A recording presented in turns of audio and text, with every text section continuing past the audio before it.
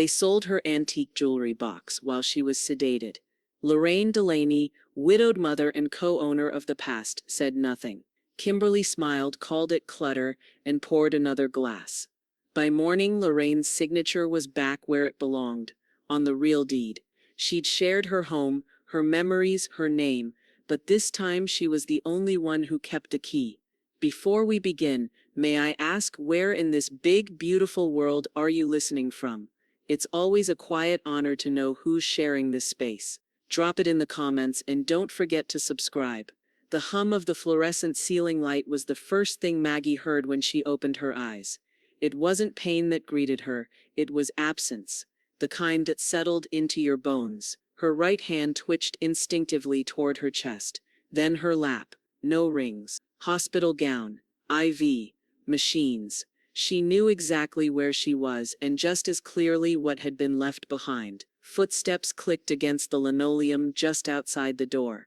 Then came the voice, high-pitched, rehearsed, brittle.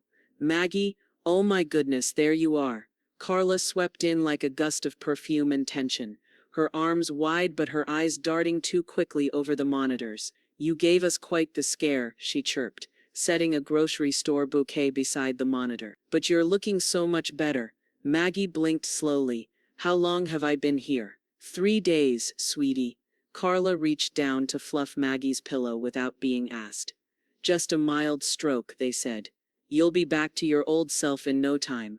Maggie tried to sit up. Her muscles resisted like old cables. "Where's Darren?" Carla paused just a second too long. "Oh, you know him, busy with work, but don't worry, we've taken care of everything while you were resting." Maggie's fingers twitched again. "The house." Carla smiled brightly. "Decluttered, mostly. Cleaned up some of the chaos. Honestly, it was long overdue." Something cold spread behind Maggie's ribs. "My jewelry box. The antique one. On the vanity." "Oh, that old thing," Carla said, the words flitting out like a reflex. "Probably got packed up with the other donations. There was so much random stuff everywhere. We didn't even finish going through all of it." Maggie stared at her. The box hadn't been touched in decades. Gideon had polished the hinges himself, once with a cloth and a magnifier like it was a holy relic. Carla reached for her purse, fishing for lip balm. "Anyway, Darren and I had some movers swing by. Cleared out the guest room. Mostly. Oh, and we finally got rid of that cracked armoire. Honestly, it was falling apart." Maggie turned her head slowly toward the window. Carla's tone dipped, just for a second. "You're not mad, are you?" Before Maggie could answer, a soft knock came at the door. A nurse stepped halfway in with a clipboard. "Miss Langston, just checking vitals. Your son and daughter-in-law were here with movers earlier this week, right?" Carla stiffened. The nurse smiled, oblivious. "We have a record of them signing out your house keys temporarily. Just updating our log." "Thank you," Maggie said quietly. When the door closed again, she turned back to Carla. "Did Lucy come with you?" Carla blinked. "She's around, finishing some job interviews, I think. I told her not to worry." Maggie reached for the hospital phone on the side table with deliberate slowness. Her fingers shook as she dialed. Carla watched, tight-lipped. The line clicked. "Lucy?" Maggie's voice was rough, but steady. "Can you go by the house? Check the vanity in my bedroom. Bottom drawer. Look for the box." Carla folded her arms. "Really, Maggie, if it was important, you should have told us." Maggie raised a hand. Carla stopped mid-sentence. On the other end, Lucy's voice was soft. "I went by already. The vanity's empty. But I found something in the trash out back. Broken drawer. Looked like it was forced open. Silence pulsed like static. I took a picture. I'll send it to you now," Lucy added. Carla's phone buzzed in her purse. She didn't check it. Maggie didn't either. She didn't have to. Her lips curled faintly, half pain, half memory. "Then we start with the bank," she murmured. Maggie sat upright in the hospital bed, eyes fixed on the framed photograph across the room. It was the kind hospitals always chose. An old oak tree in bloom. Serene. False. Her fingers drummed lightly on the folded blanket across her knees. 1, 2, pause. 1, 2. She didn't speak as the nurse checked her vitals, didn't flinch when the cuff tightened around her arm. Her mind was already across town, back inside the house Gideon had loved too much to let go of, the house she'd kept like a museum, until someone treated it like a garage sale. Her hospital room door cracked open. Lucy stepped in, her presence hesitant but warm, like sunlight through an overcast morning. "I went back," she said quietly, holding out her phone. This was taped under the vanity. Maggie's heart kicked once, then slowed again. Lucy handed her the photo. A torn scrap of duct tape still curled at the edges, stuck to the underside of what was now just splintered wood. But beneath that, almost missed in the shadows, was something small, glossy. An edge of ivory envelope. "I pulled it," Lucy whispered. "Didn't open it. Just like you said." From her canvas tote, she produced the envelope, sealed and yellowed with age. Maggie reached out slowly, brushing her thumb over the wax seal. The handwriting was unmistakably Gideon's, sharp and deliberate, a man who believed every letter mattered. Maggie smiled, but only barely. "They never even flipped it over." Lucy nodded. "Craigslist guy came for it. I think." Someone mentioned a moving van, but they didn't check underneath. They were too fast. "Greedy people always are," Maggie murmured. She held the envelope with both hands, pressing it to her lap. Her thumb tapped against the corner. Another rhythm. 1, 2, pause. Lucy leaned against the windowsill. "You think they knew how old it was? The box?" "No," Maggie said softly. "But they knew it looked valuable. That's all they needed." The room fell silent, except for the steady beep of the heart monitor. Then a knock. Firm. Purposeful. A tall, silver-haired woman in a charcoal suit stepped into the room. Her heels clicked across the linoleum with the precision of a gavel. "Naomi Winters," she said, extending a hand to Lucy before turning to Maggie with a knowing nod. "I came as soon as I got your message." Lucy straightened. Maggie's posture shifted subtly, dignity filling her spine like steel. Naomi glanced at the envelope in Maggie's lap. "Is that what I think it is?" Maggie handed it to her without a word. Naomi inspected the seal, her lips pressing into a thin, satisfied line. "Still closed. Perfect. If this contains what I suspect, we're about to make things very difficult for your looters." "They're not looters," Maggie said, tone ice-edged. "They're family." Naomi arched an eyebrow. "Same difference in cases like this." She set her briefcase on the rolling table and snapped it open. The sound sliced the air like a blade. "We'll need to initiate a formal hold on any assets connected to your estate. You'll need to sign a few documents to authorize me fully." Maggie didn't hesitate. "Do it." Naomi slid a clipboard forward, already tabbed. Maggie signed with the calm of someone lighting a fuse. Lucy hovered beside her, glancing at the sealed envelope again. "What's in it?" "A key," Maggie said. "And instructions." "To what?" Maggie's eyes didn't waver. "A safe deposit box. Gideon opened under my name. He never told anyone. Said it wasn't for then, it was for later. And this," Naomi added, lifting the envelope, "makes it legally unambiguous. Anything they've touched since Maggie's hospitalization might be reversible, depending on what's inside." Lucy stared between them. "You think they'll try to cover it up? They don't even know they've already lost," Maggie said. She turned her gaze back to the photo of the tree. For the first time, it didn't seem so serene.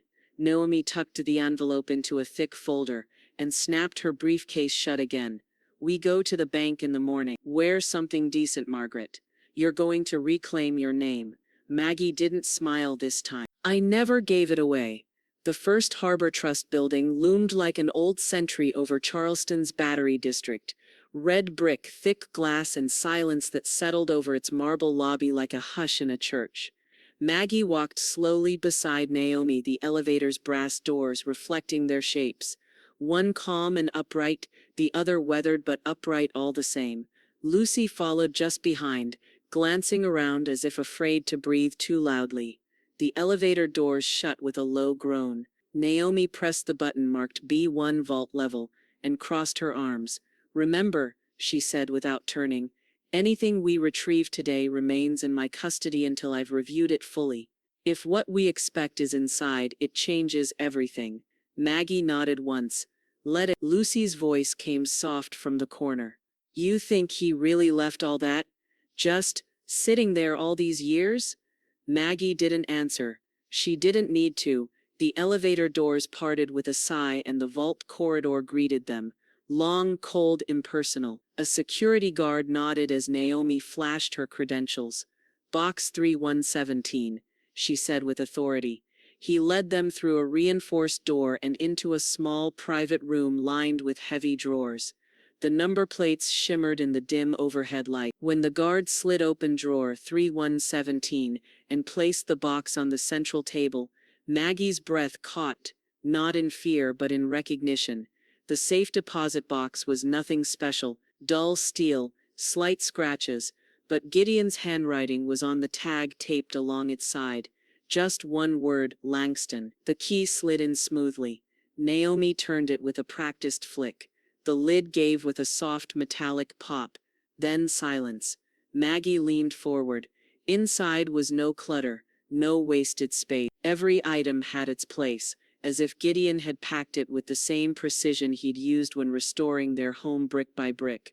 There was a sealed manila envelope, marked Last Will and Testament, corners crisp despite the years. Beneath that, 2 vintage bearer bonds wrapped in plastic, stamped certificates of authenticity, a set of rolled blueprints tied with crimson ribbon, and in a velvet folder, handwritten ledgers and collector receipts. Maggie reached for one, Gideon's looping penmanship labeled a first edition Melville. She hadn't seen it since '98. Naomi whistled low. Maggie? They had no idea. These aren't just assets. These are legal timestamps. Provenance logs. Maggie's fingers brushed over the pages slowly, reverently. That's the thing about boxes, she said. What matters is inside. She paused on a faded photo, her younger self in the old parlor, Gideon standing behind her, arms folded proudly. The fireplace had just been restored, the same fireplace Carla called a soot trap. Lucy came closer. If you have this, does that mean they're in trouble? Her voice cracked slightly on the last word. Maggie didn't look up. Only if they think they're getting away with it. Naomi was already flipping through the deed copies. These override any transfer Darren signed. Even if Carla played executor, she had no authority. Lucy touched one of the sealed receipts. They sold things they didn't even understand. Worse, Naomi said. They sold things they never even owned. Maggie exhaled slowly, her hand closing the lid halfway. They thought they were cleaning out clutter. They were clearing out a battlefield. Naomi gathered the files methodically into her briefcase. This is more than enough to halt the estate sale and reverse several transactions. Good, Maggie said, voice steady. Lucy hovered by the vault door, still staring at the photo Maggie had tucked back inside the box. Will you press charges? She asked, not as a lawyer's assistant or a granddaughter, just a young woman watching a story break apart from the inside. Maggie stepped into the hallway. I won't need to, she said. They've already lit the match. Lucy sat cross-legged on the sunroom floor, her laptop balanced on a stack of hardcovers too precious to touch the tile. Afternoon light poured through the lidded windows of Maggie's home, cutting sharp angles across the room and the chaos within it. Stacks of unshelved books, empty spots on the walls where frames had once hung, dust trails where things had been moved, too recently, too hastily. Her fingers hovered over the trackpad, then clicked. The email was buried beneath a chain of forwarded messages in Carla's Gmail. Lucy had hacked it with a guest password, Carla's maiden name followed by her wedding year. No symbols, no surprises. The subject line chilled her. Subject: full inventory valuation for upcoming estate sale, Langston residence. Lucy clicked it open. The body was worse. Hi Ken. Attached is the rough list from Maggie's house. Focus on books, art and silverware. I believe most items fall under the family estate umbrella. We're aiming to liquidate before Q3. She gave verbal consent last year. Shouldn't be an issue. Let me know your total appraisal value and if you'd consider early buyers. Carla, verbal consent. Lucy leaned back, her stomach tightening. Carla had timed it. Knew Maggie wouldn't be able to dispute a damn thing from a hospital bed. A ping sounded. New message dated just 2 days ago. Darren Langston appraiser Ken Rutherford, confirming pickup of box sets and antique books. Mom was always sentimental about them, but she gave us the go-ahead. We'll bring more this weekend. Lucy's jaw tensed. She scrolled down to the attachment. Langston Estate Appraisal List, leather-bound. Faulkner Proofs, marked copy. Langston Historical Volumes, full set. Possible donor value. Her grandfather's collection catalogued like items at a yard sale. She didn't realize Maggie had entered the room until she saw the reflection in the laptop screen. Small, deliberate, composed. "Find something?" Maggie asked. Lucy turned the screen toward her without speaking. Maggie leaned forward slowly, reading each line with quiet focus. "That's Gideon's library," she said after a long pause. "He used to polish the dust jackets, said even books deserved dignity." Lucy's voice was tight. "They're trying to sell it all before you even leave the hospital." "I know." Maggie reached for the wireless mouse and scrolled to the bottom of the page. "They don't understand what any of it meant." Darren said, "You gave verbal consent." Maggie gave a small, bitter laugh. Verbal consent, how convenient. Her hand was already reaching for the landline. She pressed a single speed dial. "Naomi? I need you to issue a cease and desist. Carla's initiated a full estate sale under false pretense. There's a list. Lucy has it." She listened for a beat. Then, "Yes, everything. Halt all dispersal of items, especially anything listed under rare books, silver, or personal property." She hung up without ceremony. Then she exhaled. Lucy bit her lip. "What if they've already moved most of it?" Maggie's eyes narrowed. "Then they'll answer for every item." She reached into the desk drawer and pulled out a narrow folder. The logo embossed on the front read, "Clemens Historical Society." Maggie flipped it open, revealing a loan receipt and signed agreement. These were Gideon's donations on loan, not gifted. Some of the appraised items should still be with them. She picked up the phone again and dialed. "Hello, Janine. This is Margaret Langston. I need you to check the Langston ledger, specifically the loaned pieces from 2003 to 2008. I believe someone has claimed them as theirs." "No, I don't need speculation. I need verification." Pause. Then a faint, grim smile. "Yes. I'll hold." Lucy sat very still. Maggie didn't pace, didn't twitch. She was stone, waiting. Janine came back on. Maggie's lips pressed tighter as she listened. "Good," she said finally. "Then you'll be hearing from my attorney by end of day."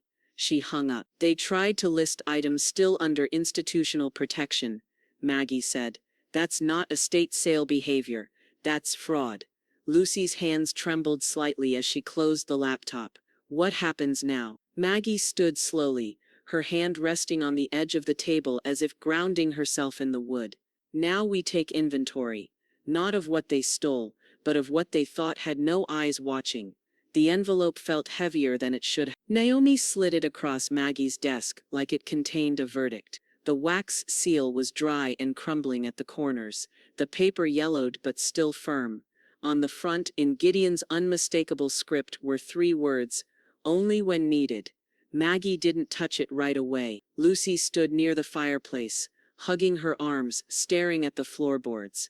The house was too quiet, even the wind outside had stilled. Naomi's voice broke the silence. It was tucked between the trust documents in the safe box. Postmarked Charleston. No return address, but notarized. March 2005. Maggie finally reached for the envelope.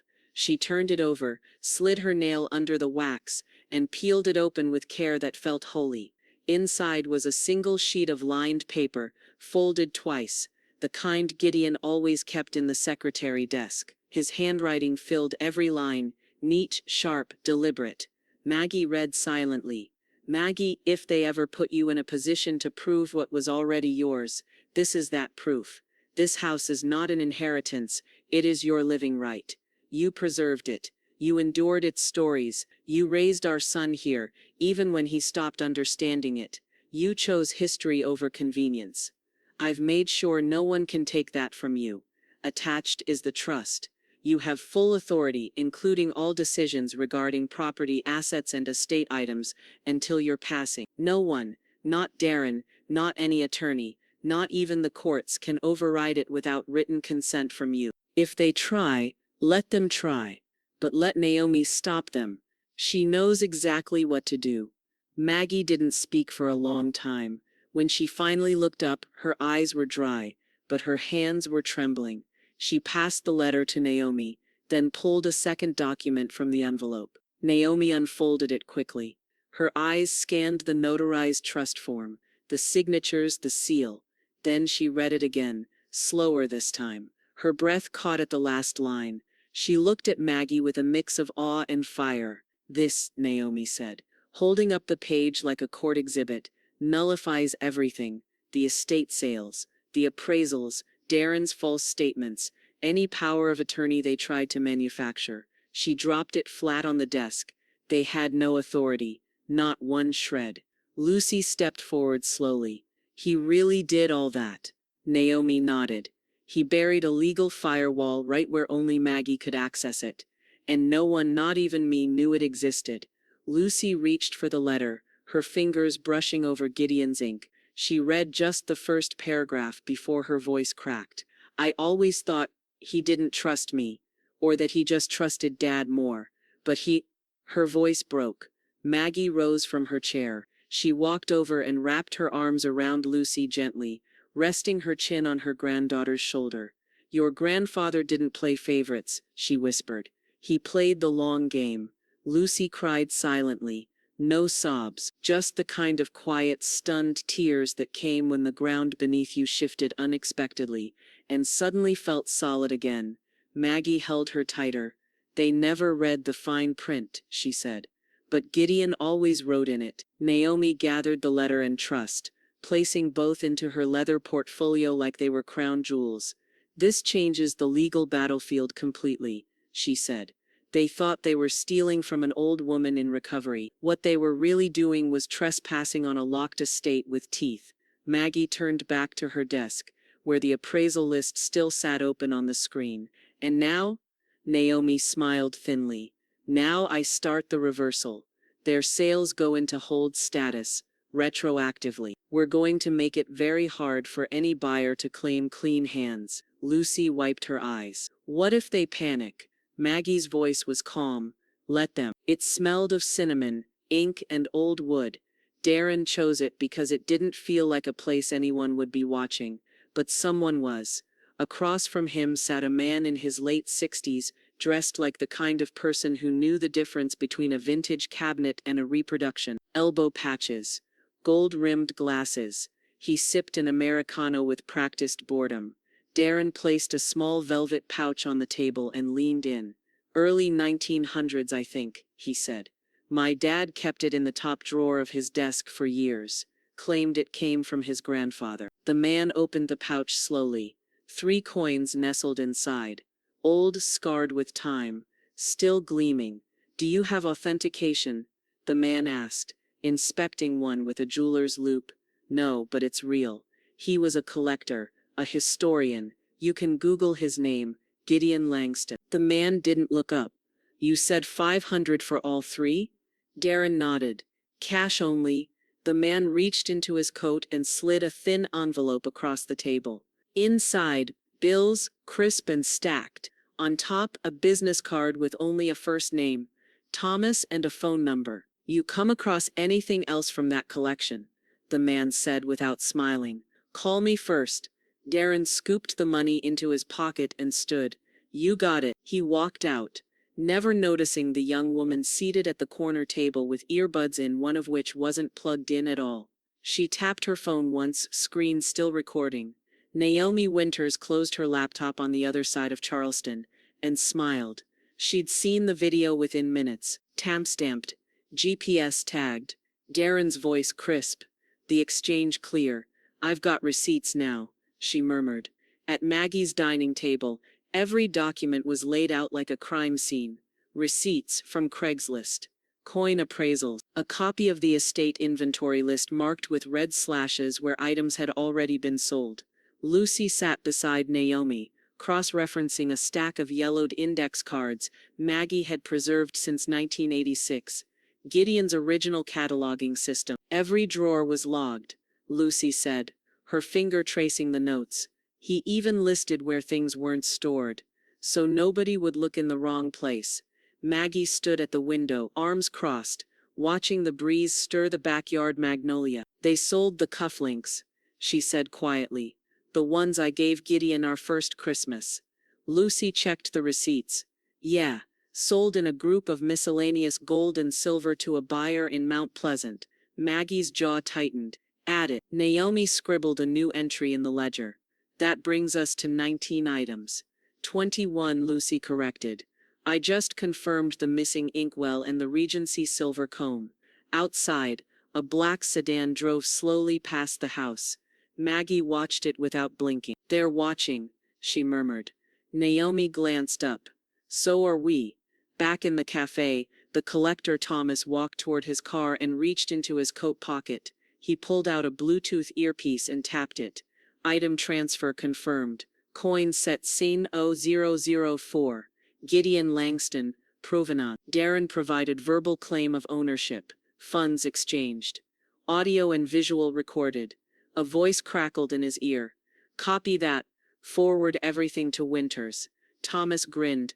Already done. Carla's heels clicked across her kitchen floor as she sorted through her mail. Pre-approvals, donation requests, a business card she didn't remember pocketing. Her eyes narrowed at the name, Thomas W. Antiquities. She looked toward the bedroom, where Darren had been pacing all morning. They're too quiet, she muttered. Darren didn't answer. Back at Maggie's, the sun had dipped low. The war table was nearly full. Lucy closed her laptop. They're going to feel it soon. Maggie didn't look away from the window. No, she said.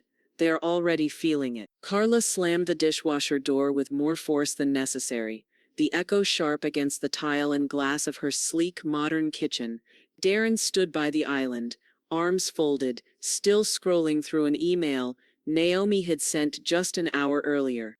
I told you, Carla snapped, voice cracking. I don't have that damn ring. Darren didn't answer. She threw the dish towel onto the counter and turned to him.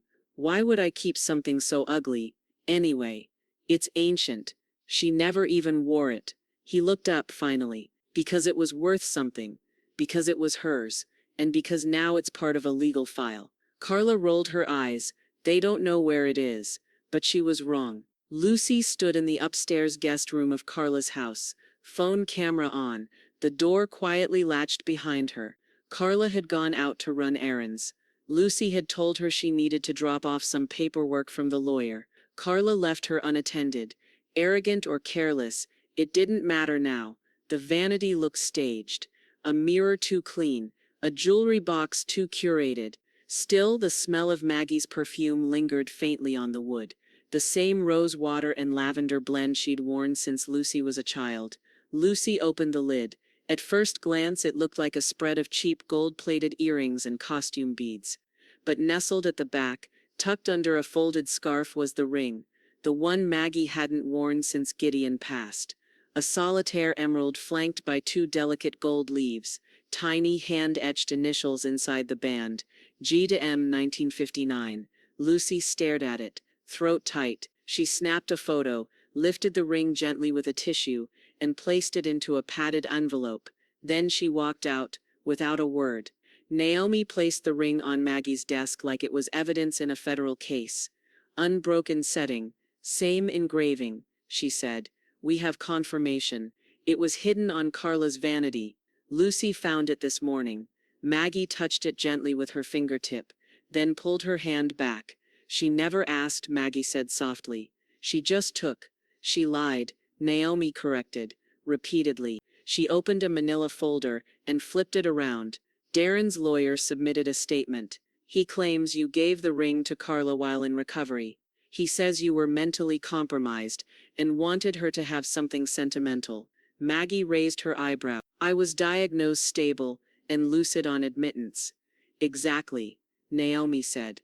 So I pulled your chart. Here. She slid another page across. Hospital intake. Time stamped. Cognitive response normal. No memory loss, no confusion. Maggie had even corrected a nurse about her birth date. This is textbook weaponization of an elder's supposed fragility, Naomi said, voice hardening.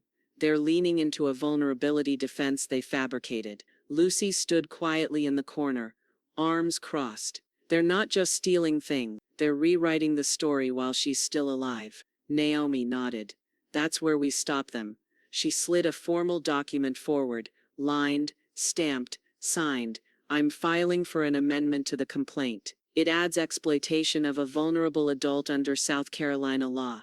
It's a felony, one that includes coercion, misrepresentation, and fraudulent gain. Maggie looked up, sharp. Will they go to jail? Naomi didn't blink. If a judge sees this ring as proof of intent, it's possible. Lucy stepped forward and placed a folded scarf next to the ring, the same scarf that had been wrapped around it on Carla's vanity. I wanted to give it back to you, Lucy said quietly, but I also wanted you to know she hid it deep. Maggie reached for the scarf, pressing it to her chest for a moment. Then she opened her desk drawer and placed both ring and scarf inside, closing it with finality. She thought hiding it was clever, Maggie said. She never understood what it meant to hold something sacred. Naomi packed the documents into her briefcase. Now we make them answer for every inch they've crossed. Naomi's voice was steady, almost clinical, as she spoke into the phone on speaker. Yes. Effective immediately, freeze all disbursements and withdrawals tied to the Langston Family Trust. Margaret Langston is the sole trustee, and we've submitted full documentation. A pause. Then, yes, including accounts Darren Langston is linked to, Carla as well. All of them. She ended the call and closed the folder on the table with a soft snap, like the lid of a coffin. Maggie didn't flinch. She stood by the window of her study, watching the camellias sway in the breeze. That's the first breath they'll feel missing, Naomi said. Liquid access. Lucy looked up from the floor where she sat cross-legged, changing the access code on Maggie's smart home hub. Gates updated, so is the front door and garage panel. They won't get in without a locksmith or a crowbar. They'll try both, Maggie replied. Eventually, Lucy reached for a box of new brass keys. I'll make copies. Just us three? Maggie nodded. No one else. Outside, the locksmith's van hummed in the drive. 2 deadbolts had already been replaced. The last would be the back entrance, where Carla used to sneak out bags marked donate when Maggie was asleep. By evening they'd be shut out for good. Her voice wavered once Maggie gave her name. Yes, Mrs. Langston. We've been contacted by your attorney. Everything tagged from the Langston collection is now officially under review and marked with a legal hold status. We're reaching out to buyers this week to explain the change. Maggie didn't smile. Make sure they understand that if they try to resell, they'll be named in a fraud case. Yes, ma'am. We've flagged everything, I promise. Maggie hung up and slid the list of sold items into Naomi's pile. Now no one can pretend they didn't know. The doctor's office was quiet, clinical, and smelled faintly of antiseptic and citrus oil. Maggie sat in the corner of the waiting room, leafing through a dog-eared copy of Southern Living, when the sliding glass door opened. Darren walked in. He was alone, hair damp from sweat, jaw clenched like someone trying not to yell. Maggie, he said under his breath, stepping close. We need to talk. She didn't look up. You were told not to contact me. He lowered his voice but stepped closer. Everything you're doing, it's going too far. You've frozen our accounts. You're treating us like criminals. You sold from my house, Maggie said calmly. You liquidated heirlooms. You lied about my mental state. You weren't well, Darren snapped. She turned a page in the magazine. My intake chart says otherwise. He leaned down too close now. You want revenge? Fine. But don't drag this through court. Don't humiliate us. A nurse appeared, glancing between them. Is everything all right here? Maggie looked up, her expression smooth and even. No, this man is harassing me. He has no legal right to speak on my behalf. The nurse's face changed instantly.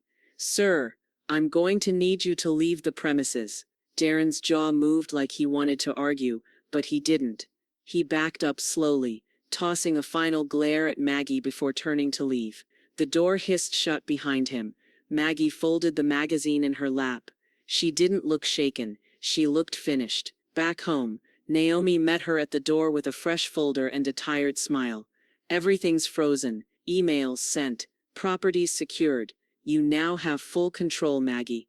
Documented and enforced. Maggie slipped her coat from her shoulders and hung it on the brass hook Gideon installed in 1978. Good, she said. Then let's keep going. Naomi raised an eyebrow. What's next? Maggie turned toward the study, her silhouette framed in the doorway like a monument. They sold the box, she said. Now I'm unpacking the rest. Lucy's fingers flew across the keyboard in a blur of tabs, timestamps and upload logs. Her laptop sat open on Maggie's dining room table, surrounded by labeled USBs, a tangle of cords, and a growing collection of damning evidence. She didn't look up when she said, "They recorded themselves. Half the damage was self-inflicted." Naomi raised an eyebrow from across the table. "You found a voice memo." "Carla," Lucy said, laughing on a call with the appraiser. She said, and I quote, "Maggie doesn't even know what year it is, let alone what we're selling. Honestly, we're doing her a favor." Naomi looked at Maggie. Maggie sat quietly, chin resting on her knuckles. The insult didn't land like a slap. It landed like confirmation, the kind that leaves nothing else to doubt. Lucy plugged in another drive. "I've got the estate sale emails, Darren's inventory lists, the Craigslist post archives, screen recordings of Carla's deleted Facebook messages, even a video of Darren handing off one of Gideon's rare books to a guy who posted it for resale that same day." Naomi leaned back. "This is no longer a civil estate dispute." Maggie finally spoke. "It's character assassination, from people who thought no one would care if an old woman lost her mind." She stood slowly, crossed the room, and pulled open a drawer in Gideon's secretary desk. From within it she removed a card cream, thick stock, edges slightly worn. "Still have his number?" she asked, handing it to Naomi. "Henry Dalton. He used to run the investigative desk at the Charleston Weekly, owed Gideon a few favors." Naomi looked down at the card, then back at Maggie. "You're sure?" "I'm done hiding this behind law degrees," Maggie said. "Let's make it public." The article dropped 4 days later. Elder theft hidden in plain sight, how one Charleston family tried to erase a living legacy. It was brutal. Photos of the rare books, screenshots of Carla's appraisals, audio of her voice mocking Maggie's memory, paired with hospital records that showed full cognitive clarity. A clipped video of Darren handing over a coin pouch, dated and tagged. A side-by-side of the museum registry listing Gideon Langston as donor and a Craigslist post trying to resell those same artifacts. By noon, Maggie's phone had begun to ring. By 2 hours, it didn't stop. Old friends, former colleagues, curators, even strangers. Some called to apologize, some to say they never believed Carla anyway, others to offer help, lawyers, archivists, even a judge who remembered Gideon from a symposium in the 80s. And then came the message from the museum. Lucy opened the email first. "They've withdrawn Carla's gala invitation," she said, blinking at the screen. "Said her conduct violates the institution's values and expectations of stewardship." Maggie let out a slow breath. "It was never about the party," she said. "It's about who they tried to become in the vacuum of who they erased." Darren sat silent across from her, the article open on his iPad, jaw clenched. "They didn't write anything that isn't true," he muttered. "She turned the whole city against us." "No," came a voice behind them. Lucy's. She stood in the doorway, unreadable. "You did that part yourself." Carla stared at her, red-faced and trembling. "You're siding with her now?" Lucy didn't blink. "I'm siding with what's true." Carla stepped forward, finger raised. "You think anyone will remember you when this blows over?" "I hope not," Lucy said, "because they'll still be remembering Maggie." But Maggie didn't care about numbers. She cared that no one could pretend anymore. Naomi entered without knocking. She carried a folder. "They've retained a crisis PR firm," she said flatly. "Carla's trying to rebrand herself as a misunderstood caregiver." Maggie didn't even look up. Let her try. She forgot the one thing about history. What's that? Maggie smiled, faint and sharp. You can't rewrite it once the receipts are published. Carla sat at a two-top outside Finch and Feather Cafe, the exact place she'd once bragged to friends about being too exclusive for the riffraff. Now she clutched a to-go cup like it was an anchor, oversized sunglasses, hiding bloodshot eyes, lips trembling just enough for the camera. A friend familiar enough to fake concern, distant enough to record it, held her phone discreetly angled from across the street. Carla dabbed her cheek with a monogrammed napkin and sniffed loud enough to sell the performance. I never meant to hurt her, she said shakily, voice just above a whisper. Maggie was like a mother to me. The barista watching from inside whispered to a coworker. She's rehearsed that line 3 times. The friend hit upload. By the time Carla stood and walked slowly toward her car, the caption had already been written. She only cried once the cameras showed up. Maggie sat on the porch of her home, shaded by the columned facade Gideon once repaired by hand, sipping her tea with the same stillness she wore like armor. She didn't respond to the video. She didn't have to. By sunset it had gone viral again. Comments skewered Carla's forced tears, her outfit coordination, the suspicious way her car keys were placed just so beside the untouched muffin. Someone on Twitter called it emotional theft, the remix. Darren tried next. His Facebook post arrived at 6:42 p.m., written like a press release and signed like a eulogy. In times like these, families must remember love above litigation. We've made mistakes but not crimes. We ask Maggie to meet us in compassion. Let's restore what truly matters, healing, not headlines. It got 13 likes, mostly from neighbors who hadn't read the article. Naomi read it out loud in Maggie's study, her mouth curled in a half grin. Healing, she said dryly, isn't a legal defense. Maggie didn't look up from her folder. Neither is sentimentality. Naomi closed the manila envelope she'd just finished preparing. Final warning letters go out in the morning. Return the remaining items or face formal charges. Postmarked? Maggie asked. Certified, Naomi said. Tracked. Escalated, and signed with just enough mercy to be unimpeachable in court. Maggie nodded. Good. She reached for her ledger, flipping to a blank page. Let's start a new column. I want to separate what was stolen from what was surrendered. That night, the hallway outside Maggie's bedroom glowed with warm lamplight. Lucy crept in quietly, not out of fear but reverence. She carried a small, lacquered box in her hands. Inside it, the wedding ring Maggie hadn't worn in years, recovered weeks ago from Carla's vanity, and kept safe in the meantime like something not yet ready to return. Now it was. Lucy crossed the room and opened the top drawer of Maggie's dresser. The scent of cedar and dried lavender met her nose, calm, preserved, unchanged.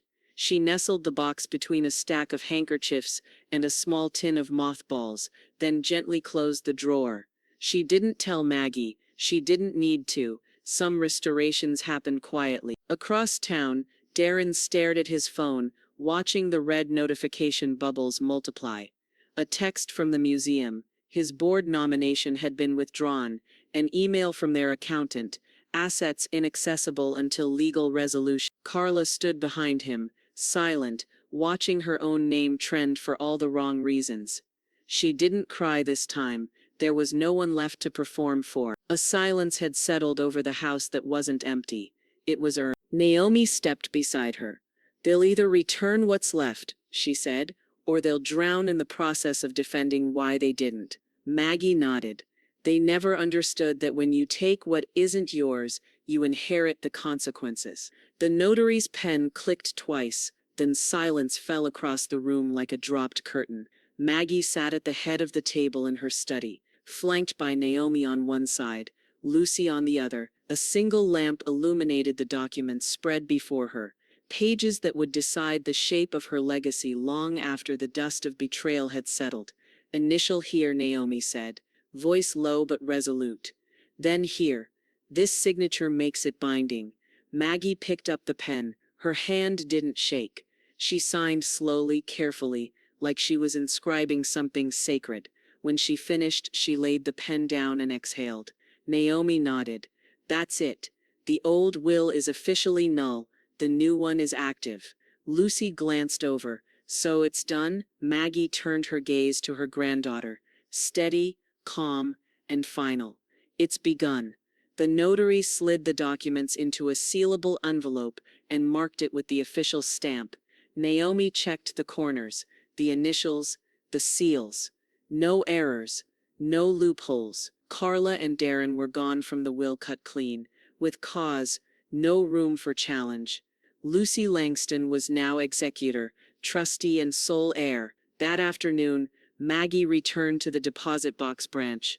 This time, not at First Harbor, but at the coastal office near the marina, far from downtown and its lingering whispers. She brought with her a half-sized velvet case, smaller than Gideon's original but no less curated. Inside, a selection of rare coins from Gideon's personal collection, not the most expensive, not the flashiest, but the ones he loved most, the ones he used to polish after dinner, with a loupe and a cloth while humming old jazz records. A state archivist waited in the glass office, flanked by two museum staff and a ledger thicker than a phone book. Ms. Langston, the archivist greeted, offering his hand. We're honored. Are you sure about this? Maggie smiled faintly. You'll keep them where history belongs. That's all I ever wanted. She signed the release form with the same pen she'd used on her new will. Half the collection, she said. For education, preservation, and if I may, truth. They nodded solemnly. The coins were logged and sealed. The donation finalized. She left with an empty case and a full spine. That evening, back at the house, Maggie opened a separate lockbox tucked into the second drawer of the new secretary desk. Inside, the remaining coins, the more valuable half, each wrapped in parchment, labeled in Gideon's hand, still faintly smelling of lemon oil and thyme. She placed the lockbox in a separate satchel and walked it out herself. No driver, no announcement. The second deposit box was at a small local credit union. No one would think to look there. No public records. No shared access. She slid the box into the vault herself and watched the door close on the weight of what would never be taken from her again. Lucy sat on the couch that night, cross-legged, absently flipping through Gideon's old scrapbook while Maggie read beside her. The lamp between them cast twin shadows across the shelves, one young, one old, both made of quiet resilience. You didn't have to name me everything, Lucy said softly. Maggie didn't look up. You didn't ask for it. Lucy nodded. That's why I'll deserve it. A silence passed, gentle, earned. I kept the cufflinks, Maggie added. The ones they sold. Naomi tracked them down through the collector. Bought them back under my name. Lucy smiled. Gideon would have liked that. No, Maggie said. He would have expected it. Carla is contesting the asset freeze. Darren says the will must be forged. Maggie didn't blink. Let them come. Naomi nodded. Then I'll be ready. She held out a new document. Maggie unfolded it. It was a printed article draft from Charleston Historical Quarterly. Langston Collection returns. Widow of historian donates legacy to public trust. Below that, a line in bold. Ms. Langston declined to comment, but her estate attorney confirmed. She has nothing left to prove, only to protect the kind of room where reputations didn't just rise or fall. They echoed. Maggie entered on Naomi's arm, cane in hand, spine straight. She wore navy-tailored, sharp and quiet, not an outfit of mourning, an outfit of defense. Lucy followed 2 steps behind, carrying a thin black folio and an envelope marked Exhibit C. Across the aisle, Darren adjusted his tie for the 3rd time. Carla sat beside him, jaw clenched, dressed in a soft beige cardigan that screamed sympathy, but reeked of strategy. Their lawyer whispered something that didn't stick. The judge entered. All rose, and just like that it began. Exhibit A, original safe deposit box key, submitted with notarized chain of custody documents. Located with witness Lucy Langston, recovered from a sealed envelope belonging to the deceased, Gideon Langston. Click. The judge nodded.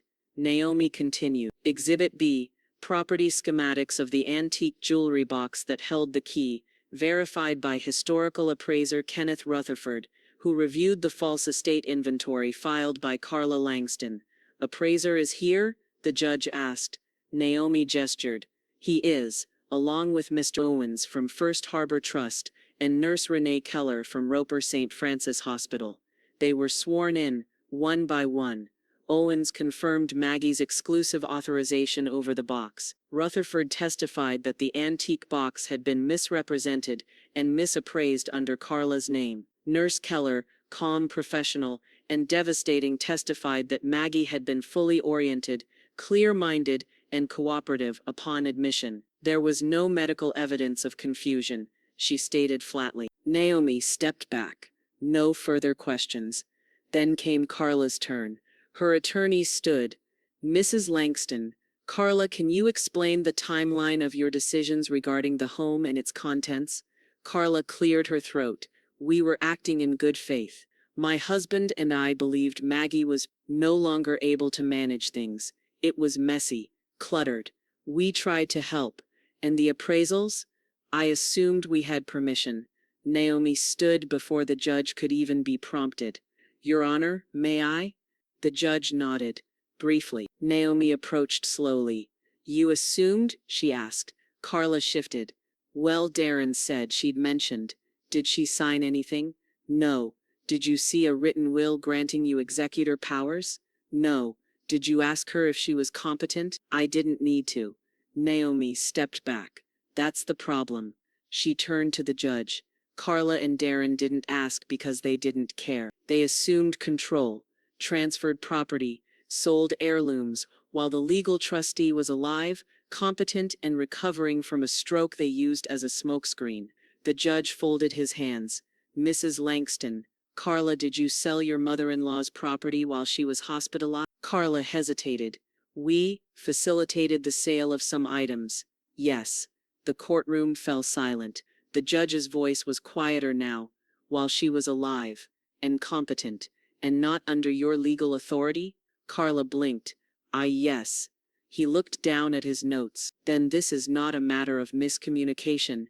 It's a matter of entitlement." He turned toward Maggie. "Mrs. Langston, do you have anything to add?" Maggie stood. "I was never confused," she said. "Not once." The judge nodded.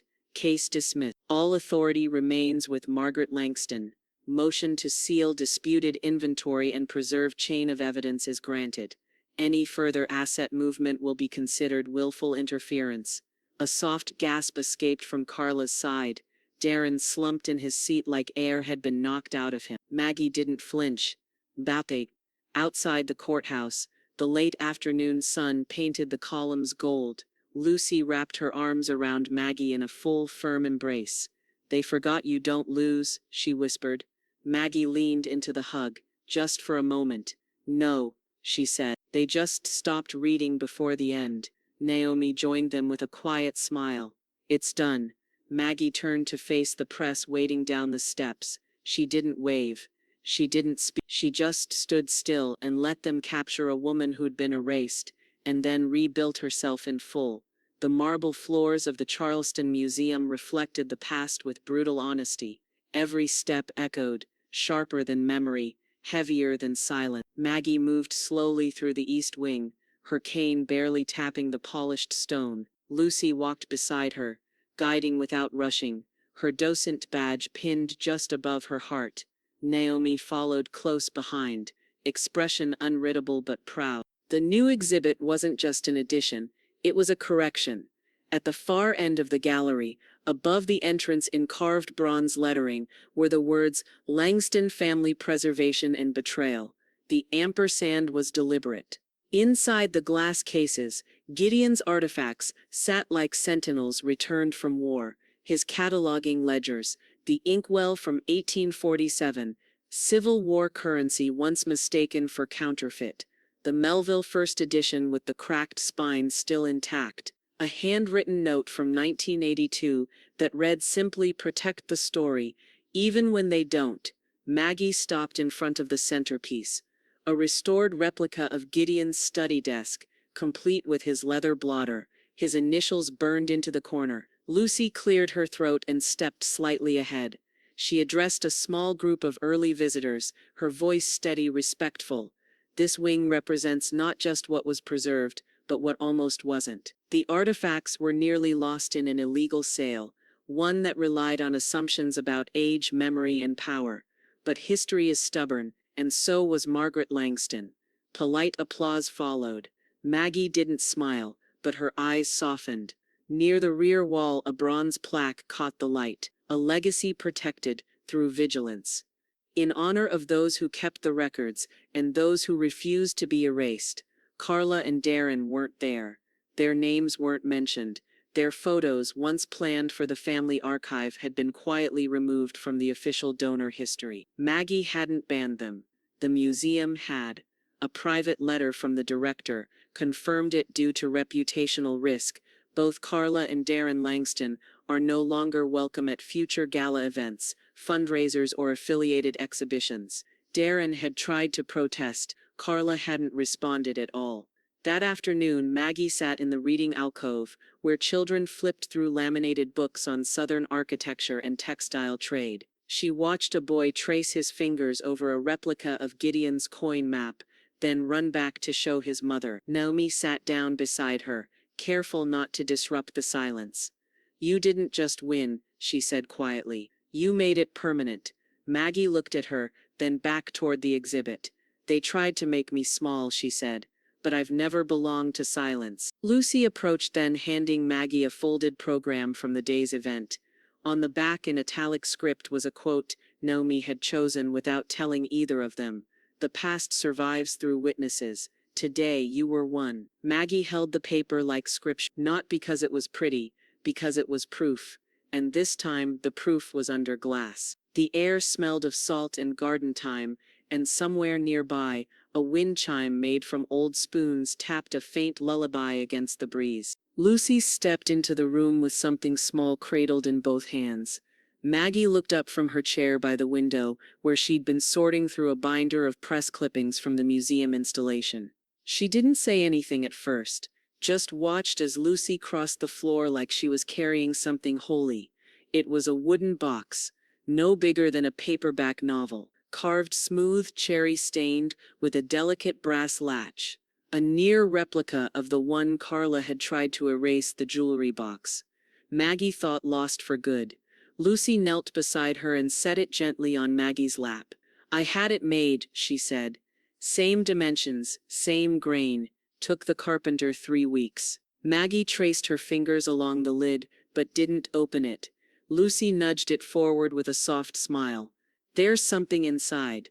Maggie unlatched it slowly. Inside, resting on velvet, was a folded note on yellowed paper, an exact copy of the one that had come with the key in the safe box. Same words, same looping hand. Only when needed.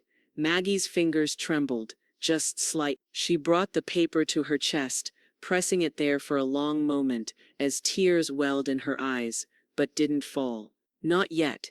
He always knew," she whispered. "He knew they'd come for it." Lucy sat back on her heels. "He didn't just plan for it. He trusted you to finish it." They sat like that for a moment.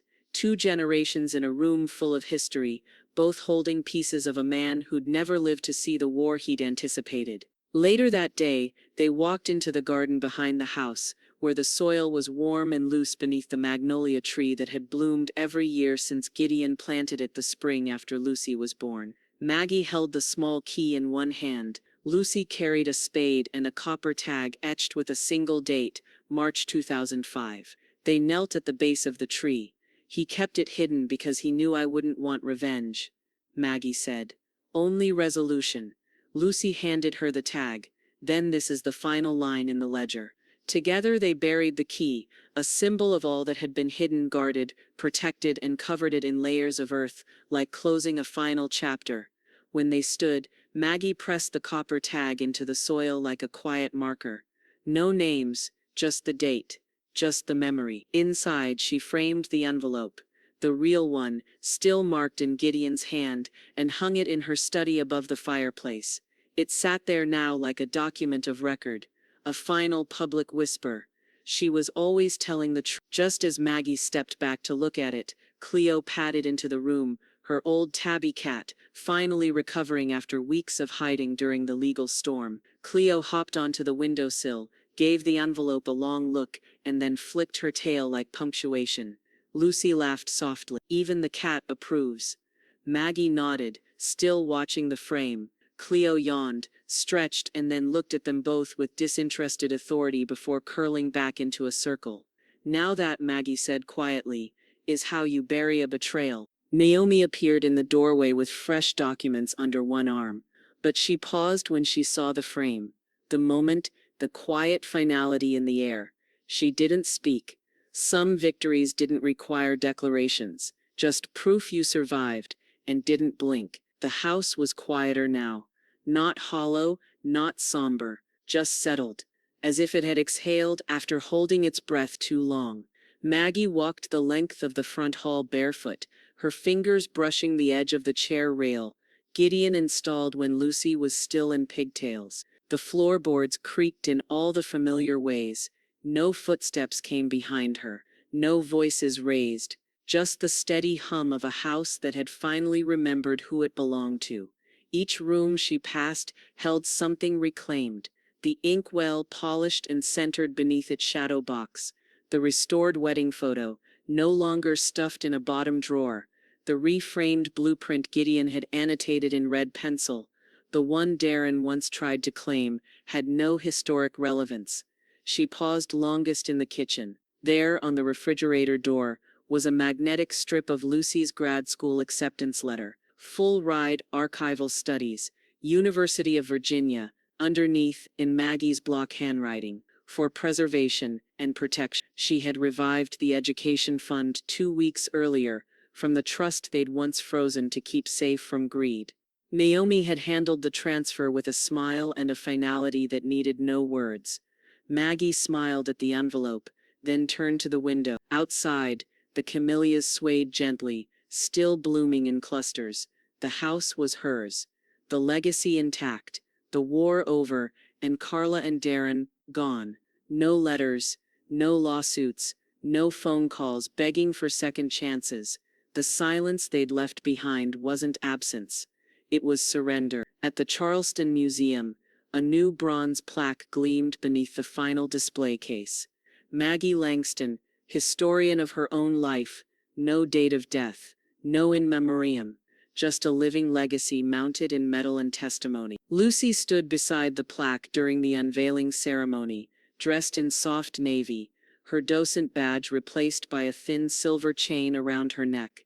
Gideon's old watch fob, now her keepsake. She hadn't worn it for show. She wore it because it reminded her of time spent wisely. Back at the Langston house, twilight slipped in like an old friend. Naomi stepped into Maggie's study, setting one last sealed folder on the desk. All done, she said gently. It's sealed for good. Maggie nodded. No loose ends? None. Probate closed.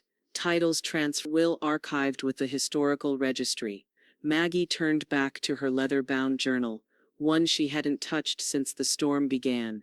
She opened to the final page and wrote in clean, unshaking script, "Trust is built in silence and guarded in safe." She closed the book slowly and stood. No speech, no performance, just clarity. Cleo stirred from her spot by the fireplace and padded beside her like a sentry, tail curled high, eyes half-lidded. In the hallway, Maggie paused by the framed envelope, the one that had started it all. The wax seal still faintly visible, Gideon's handwriting etched into time. She reached up, brushed a speck of dust from the corner and smiled, not with victory, but with peace. They lost the key, she said softly. I held everything that mattered.